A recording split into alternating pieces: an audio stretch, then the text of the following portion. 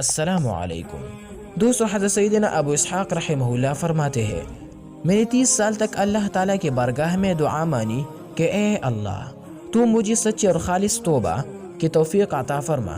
30 برس گزر جانے کے بعد میں اپنے دل میں تعجب کرتی ہوئی بارگاہ عزت میں عرض گزار ہوا، سبحان اللہ، میں نے 30 برس تک تیری بارگاہ میں ایک حاجت کی التجا کی، لیکن تو نے اب تک میری وہ حاجت پوری نہیں کی۔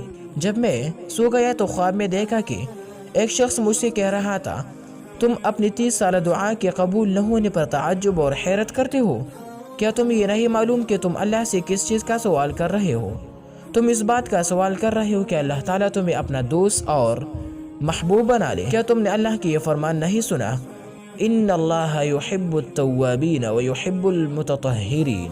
ترجمہ: بے شک اللہ پسند کرتا ہے بہت توبہ کرنے والوں کو اور پسند رکھتا ہے ستروں کو۔ تو کیا تم اس کے محبت کو معمولی سمجھتے ہو؟